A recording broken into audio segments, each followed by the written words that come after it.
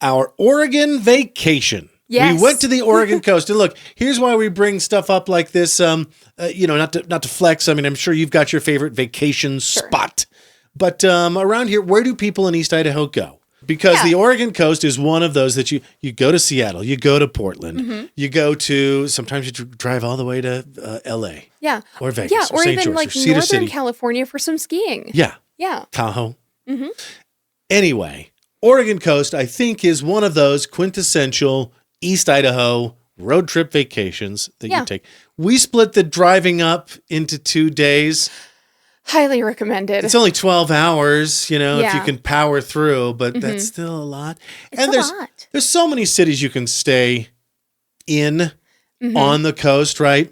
Yeah. Basically everything to the west of Portland. Yes. There's Astoria, and there's Rockaway Beach. Rockaway Beach, There's Waldport, Newport. Yeah, Tillicum Beach. Tillamook. They're all there. Yeah. Actually, Tillamook is over there. We stayed at Tillicum Beach, actually. Yeah. And not because of the funny name. Although that was a bonus. Yeah. Okay. There's lighthouses. Oh, yeah. It's nice. Yeah, lighthouses, sea lions, all kinds of other little critters. Yeah. Oh, the sea lion caves were cool, huh? So, a couple of things, myths I want to immediately dispel. I thought that there was absolutely no beaches in Oregon. I thought it was all craggy, rocky coasts. Right. And indeed, there's lots of beach. You just, it's not California beach. Sure, it's not the warmest, but it's cold still beaches. pretty nice. And especially in the middle of summer, it's actually really, I kind of prefer it in a way, because it's nice and hot and sweaty in the sun. And then you get into the nice ice cold water and you get to cool down. Ice cold. Yeah, it was super cold. Yeah. So, well, and unfortunately, the week we were there, it did a lot of raining. Right. We were there for, a little rain and then a little sun. Yeah. But I guess it pretty much rains all year round except for July, August, September. Yeah, right. We went in August, but all sorts of, charming little seaport towns. Yes, very cute, very touristy. Saltwater taffy. I remember we were driving into, I think it was Newport, and saw that the population was only 2,000? Yeah. Something insanely small. Yeah, it was one of the... which I don't remember if it was, I know that we kind of speculated either it's because they haven't updated that sign in a long time, or everyone else you see is a tourist, so they're only here for a minute. Right, and all the signs were really nicely painted, and they were charming little seaport towns. Right. It's like how I imagine the East Coast is. Right, that kind of New England style. And even though I was born on the East Coast, I was born in Virginia, but I never went up and down. But I imagine, like Bob's Burgers, sort of towns. Exactly. Yeah, but yeah, it's a super cute little vacation spot. I think it's a little underappreciated. People I think generally are thinking, if I'm going to go to a beach, I might as well go to California. Right. Which I get. And also, if you like a little bit of gloom with your beach vacation, frankly, I would say do Oregon because it's nice. Which I kind of do. Yeah. And you got to remember, this is the same, close, same-ish strip of land that Forks, Washington. Yes. Which is a real place, even though it was in the Twilight movies, which is a work of fiction. Some might even say fan fiction, but come on. Right. Where it rains all the time, enough for a vampire to live comfortably. Oh, yeah, for sure. Same neck of the weeds. Yeah. Okay, so what's there to do? We went to this was a surprise hit in my book, Carl. We went to the Tillamook Cheese Factory. Yes. Yeah. Which I think is really, so that one was kind of past Rockaway Bay, if I remember correctly. And heading up to Astoria. Yes. Yeah. And I've actually done it before. There's also a really cool aerospace museum, right next to them that I've also done in the past. We saw a couple of, is Oregon big for aerospace? Because there were a couple of huge buildings in the middle of nowhere. What the hell's going on? Yeah, maybe all Did that the Wright wide brothers go there afterward? Yeah, I don't know. Yeah. But anyway, the cool thing about Tillamook is basically that there is a self-guided tour where you can actually watch the cheese being made in the factory down below you. And then you can go down and order something at the food court. I got the cowboy mac and cheese. I got the grilled cheese and tomato soup, of course. I asked the okay, you remember the nice young lady behind the counter? Yes. I tried to ask. You know me, I use sometimes too many words, but I tried to ask, what's your biggest seller? Yeah. And the answer, come to find out, once she understood what the hell I was asking her. Yeah, she did that Gen Z stare for a minute. To the point where I asked her if she was doing it on purpose. Yes. Yeah, and she just continued to stare and blink at you. And I finally had to be like, he wants to know what your most popular item is. And she's like, oh, I didn't realize that's what you were asking. Which is like, okay, girl, if you don't know that's what we're asking, then ask. Like, say, oh, I'm not sure what you mean. And you again, know? I don't want to give him too much shit. Gen Z gets plenty of shit. Yeah, no, but also, like, don't just sit there and stare. Like, that makes you look dumb. Ask a question. Well, it gives people the two impressions. One, that you're either overloaded by what's going on. Right. And you need help processing, which isn't a good look. I'm sorry. But we're all able to pretty much do real-time processing. That I can at least understand, though. Or two, you're deliberately, like, whatever combination of drugs you're on...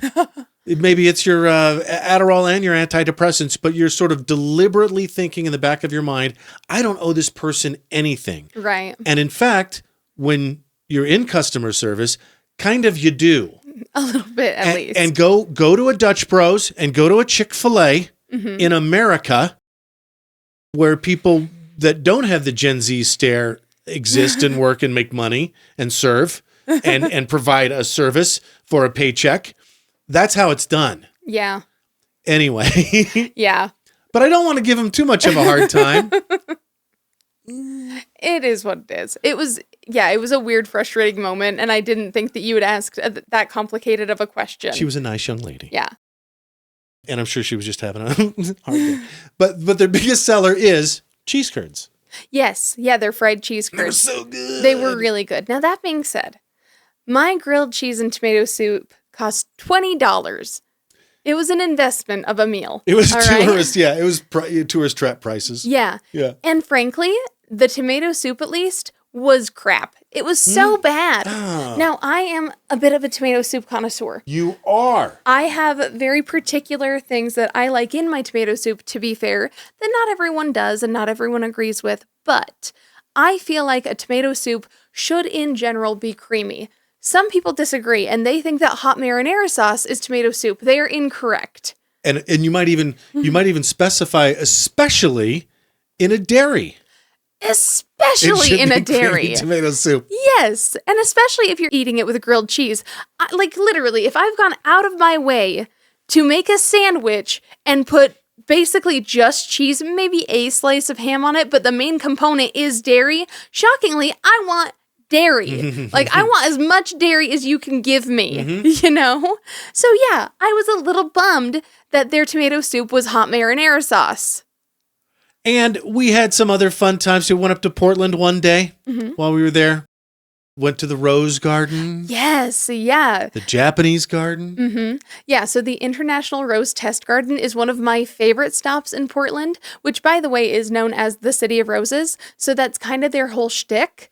Right. Yeah. I was like, is it? Because, I mean, I know the City of Brotherly Love. That's Philadelphia. Right. City of Angels. That's L.A. Yeah, but you were like, isn't this the city? I don't know. But yes, to your point, it is the City of Roses. It is. And the coolest part about it is that it's a totally free attraction. You don't have to pay for that part. You do have to pay for the Japanese gardens that are next door, but they're like literally right next door. So if you're gonna like go and enjoy some nature and stuff, it's a great way to do it for a relatively low price. Plus, it smelled so good. Everything was beautiful. I did sort of dress for the occasion. And I actually had someone stop me and ask to take my picture. Oh, yeah. Well, I was going to say, and that was the first of like a handful of compliments. Like, Karley just killed it.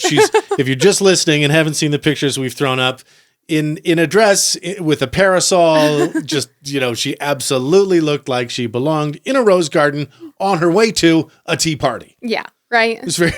I'm just saying, if you have a chance to go there, you should absolutely go and smell as many of the roses as you can, because they've all got really unique smells, even though they're all the same flower, kind of. Yeah. But since it's an international test garden, you get lots of variety. Karley smelled every single one. I only smelled the ones that were deliberately labeled fragrant. Yes. But those were good too. Those were really good, huh?